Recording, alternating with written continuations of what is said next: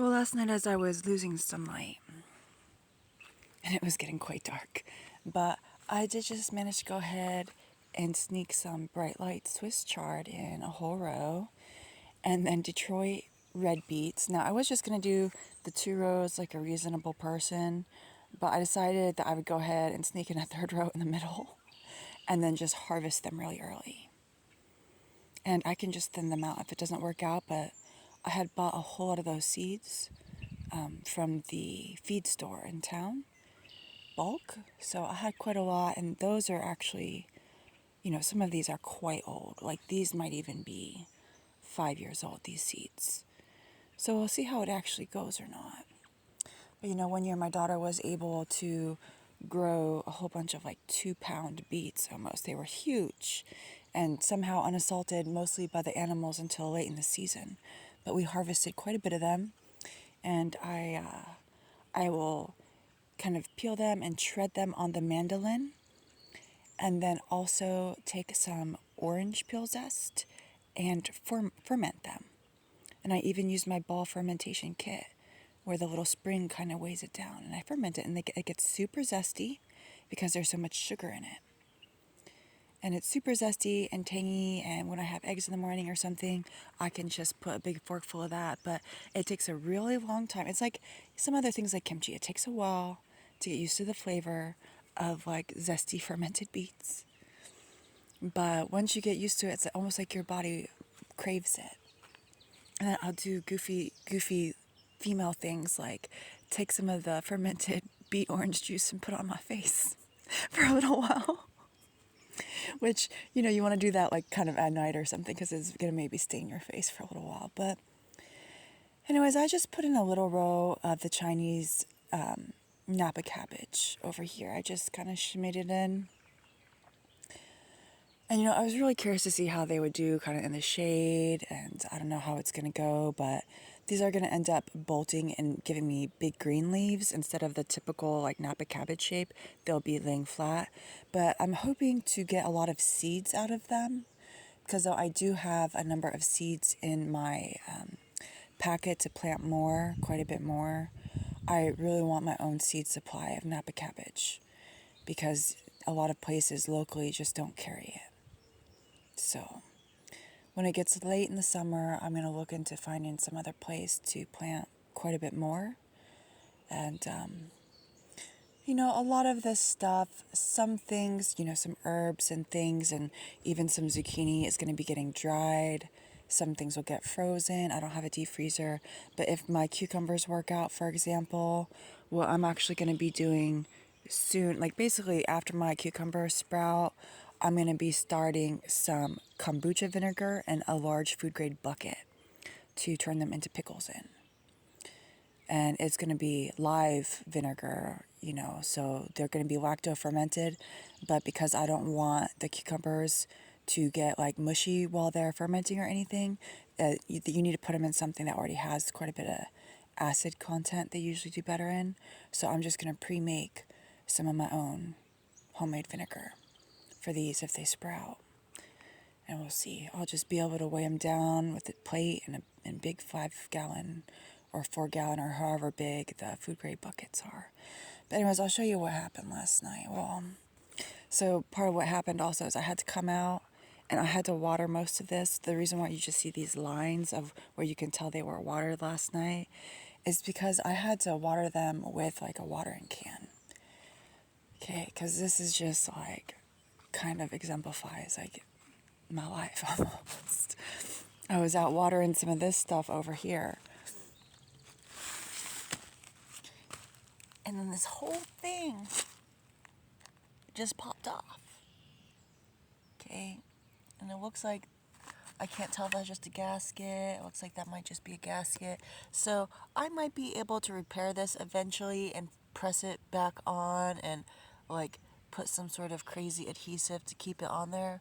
But I was just watering, doing my thing, and this popped off and just completely, it just drenched me. It just soaked me, and it was like dark and cold, and it was just terrible. So I had to go run inside and change and then water and can these. But I'm tired, and this video is already getting to be 5 minutes long, which means it's gonna maybe take like 4 hours to load. Because that video last night, I started loading it, it told me it was gonna take 3 hours, which was way better than the early days. And then 4 hours later, I checked on it and it said it was gonna take 3 more hours. So I guess that just is how it is. But I am gonna have to go out for a new sprayer nozzle because I've got so much watering I gotta do up front. And it's my only one. So I don't know. I'm gonna run to the store and take it easy today and maybe do some weeding out here. I don't know what I'm gonna do. Even though my tiller is broke right now and I've been too lazy to even go look to order the part I need. I've got 2 neighbors with borrowable tillers, so I'm not sure what I'm gonna do. But I also did start to drag that huge tarp out of the barn because, well, my barn is finally kind of starting to collapse. It hadn't had a roof on it, a proper decent roof on it, because all the shingles had been flying off for years and then they never tin roofed it. It hadn't had a roof on it for quite some time when I bought the place, and now it's finally starting to kind of cave in. And you know, if I would have had a ton of money to roof that thing when I first got here, maybe it would have been okay, but I had to roof the house. So sometimes you gotta just pick and choose your battles. But this is a huge tarp that used to be over the garage and over yonder past the apple trees, because I decided one day I do want to be able to extend my orchard into that low-lying area and just put some trees up on mounds.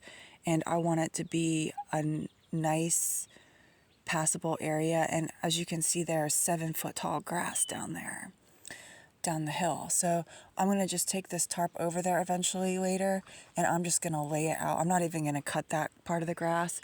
I'm just going to lay this tarp out and weigh it down and just let the grass die over the course of the next, between now and springtime. And I don't know when I'll be putting more trees in there, but you know, in the meantime, I got this tarp, and it's going to take a while because I want the roots, like when the wet season comes in, I want those roots that are deprived of light to actually start rotting and everything. So this is my barn, by the way. This is the stairwell to get up here is on the other side right now. This is my staircase to get up here because it's kind of tall. This is a little drainage ditch too that someone gave me. I cut in half, and I use it to make a little way for my lawnmower over the back drainage ditch that I dug out, but I need to fix it up better. Sorry, it's gonna take me a minute to get up here. Now, I do have some, we got friends. There's a nest right over there. So this is my crazy barn. And you know, it could have been quite nice if it hadn't been so neglected for so long. You know, if it had been in good shape when I bought the place, maybe I would have prioritized it, but it's just really tall. I didn't even have a ladder that could get up there. But these are just some little mini cages that I made for some things and stashed in here that I'm going to have to take out. There is my little garden cart that my sister got for me. I even have a pot in here. So I have put some stuff in here, but some of this stuff was put in here previously from the prior folks, like these windows.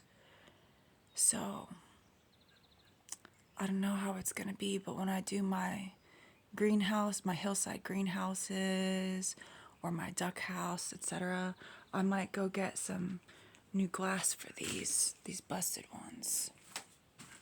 But these are just these huge windows that, again, when they were rehabbing my house and stuff and like building stuff, they were kind of like reclaiming things that other people were taken out of their houses and like probably even just getting rid of on Craigslist and stuff.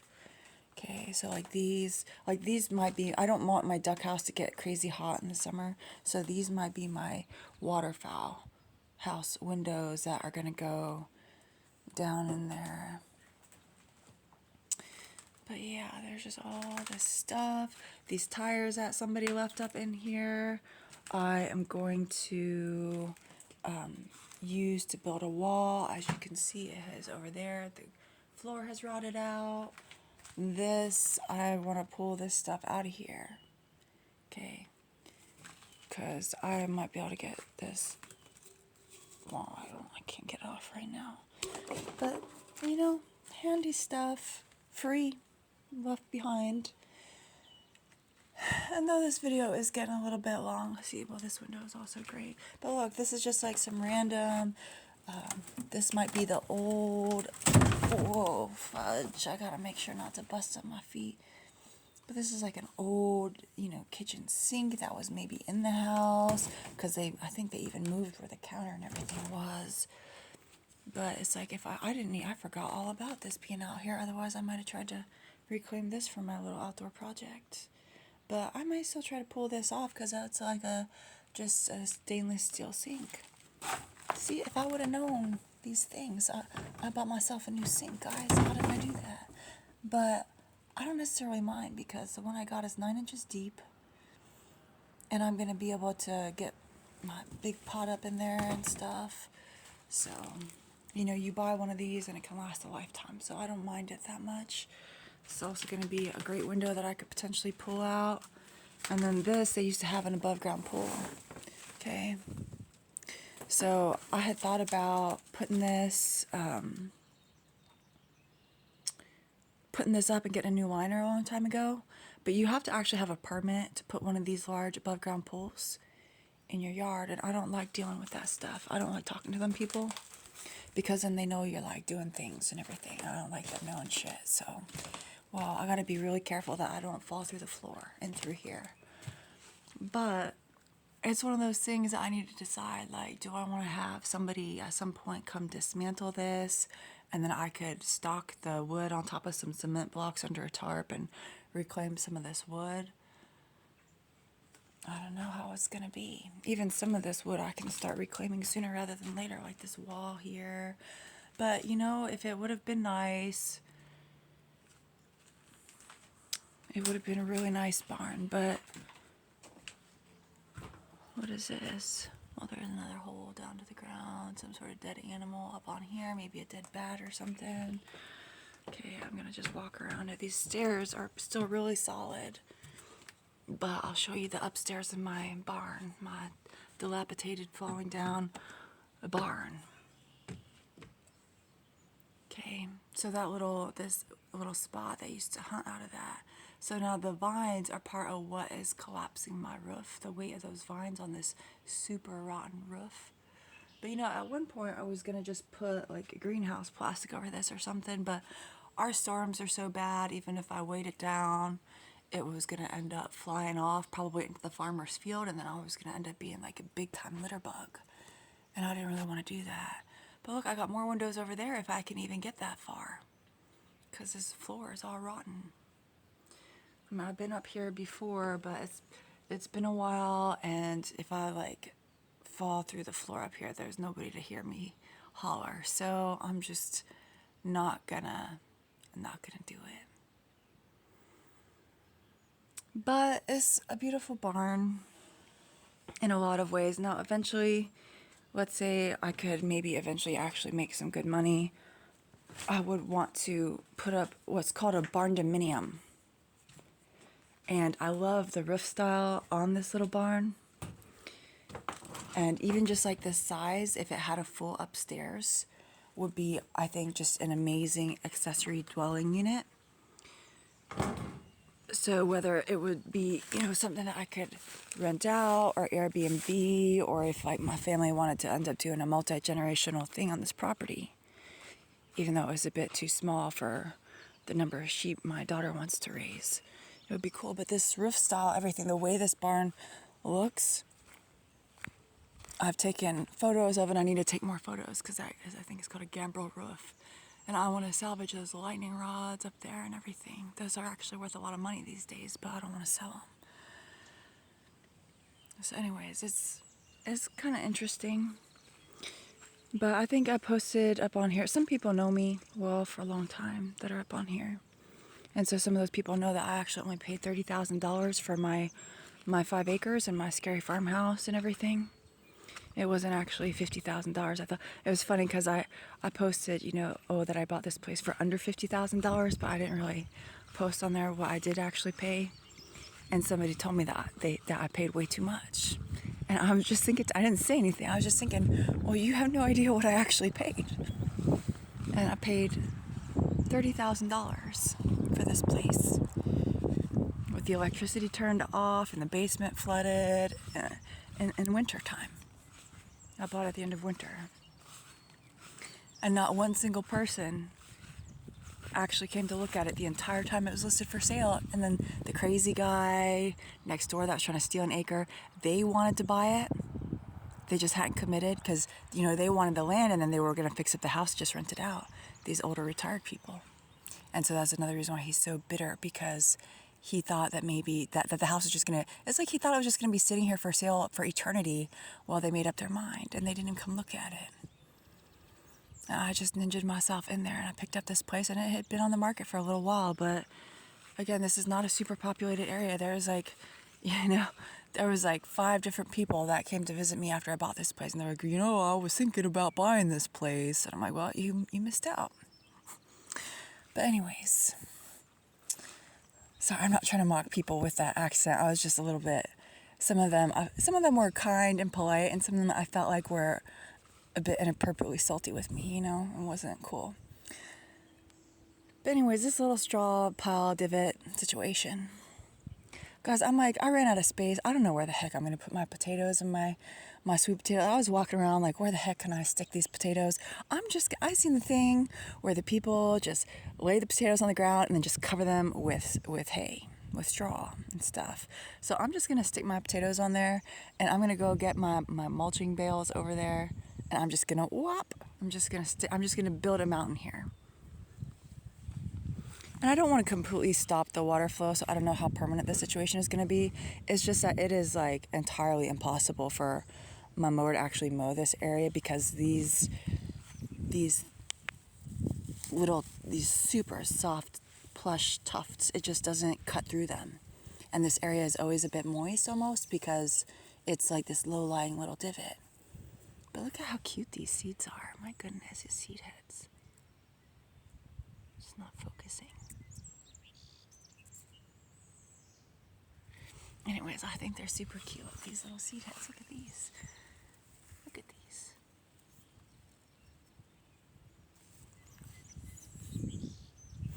Anyways, I did have some stuff start sprouting down here. It's been a while ago. I feel like these super fresh seeds, in a way, comparatively did take less time to sprout than the other ones, even though those weren't necessarily too old. But again, I'm just going to see how it goes. I feel like it's going to take a while longer, because these also aren't all planted at the same depth, because I kind of had to rig it all. So it's going to take a while for them to come up. And then what's going to happen is, after they're all up and getting a little bit bigger, is all the gaps of areas where maybe seeds didn't take and stuff. Because I even had some seeds that were just kind of on the surface, because it's that area was maybe a little bit more hard packed or not tilled as well. And then so I just kind of have to cover those up and hope that they germinate. But I do think and almost hope that I'm going to have some gaps here. And then I'm just going to pop some other stuff in. Instead of making a new bed for my Napa cabbage, for example, late in the season, if I've got some open gaps, I can just fill it with my Napa and then hide it from the deer inside of my beans. I don't know if that's actually going to work. But in my head, I think it might work. We'll see. Maybe I should actually fence it. But I do have some what's called flagpole scallions that are still in a pot, and then I have a bunch of seeds. But anyway, I left one row open in my little veggie garden, and I was like, well, I could either put kale here, or I can just go ahead and seed some of my salad burnet and some chives in the ground, because I had a big problem with the chives in that, I got these just great, super fresh seeds. They sprouted, they germinated really well, but when I was watering them at the same rate as what all of my other little baby potted plants needed, it was it was too much water for them, and they did the thing where they just fall over and die, basically, because their feet were a little bit too wet for a little too long. So they did not want as much water as some of my other stuff. And they all died. So the salad burnet and the chives are going to go ahead and go in there because I want to be eating that stuff anyways. The salad burnet, that's the one that's kind of like plague. It's like some people use it as plague medicine, but it tastes a little bit like cucumbers, but it does have some oxalics in it, especially when it's young. So this row here, going to be chives and salad burnet. And those are my flagpole scallions that I mentioned. And those are going to get quite big. And then if my gomchui situation works out, where if they germinate and then I can dig them up and put them in the pot in the basement over the winter, I'm going to be able to do the same thing with my flagpole scallions. You know, because they are perennial, it's just not to this zone. So we'll see. I like to have some stuff like that for my noodles, for like my ramen. And I think I'm going to get myself a noodle press eventually, so that I can just hand make all my own ramen and not, I don't want to spend $3 a package for the good ramen, and I don't really want, for my own health, to be eating the 15-cent packs with all that palm oil in them either. So anyways, we're expecting some rain soon, maybe some later today, and then a couple days after that. So I did want to get that in the ground, and I do think if I do anything that physical today, I might do some weeding, even if I just go through here real quick and like half aid, you know what I mean, just like doop doop doop doop doop, and just get some of these zombie grass chunks uprooted and things like that, and then kind of go through it a little bit better later. It's getting to a point where I really need to get some of these grasses out. And then what I'll probably do is just go along my actual rows and then pull the things that are right up alongside of my bean plants. Because, this, like, that thing is going to get huge. And it's right up in my row. And if I let it grow, it's going to basically kill all those bean plants. So, yeah, but Josephine, she just loves hanging out.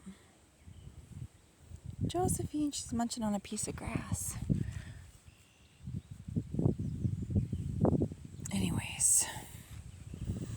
Wow, I've been rambling for 22 minutes. This video is going to take like maybe all day to load. We'll see. Goodbye, guys. Take it easy.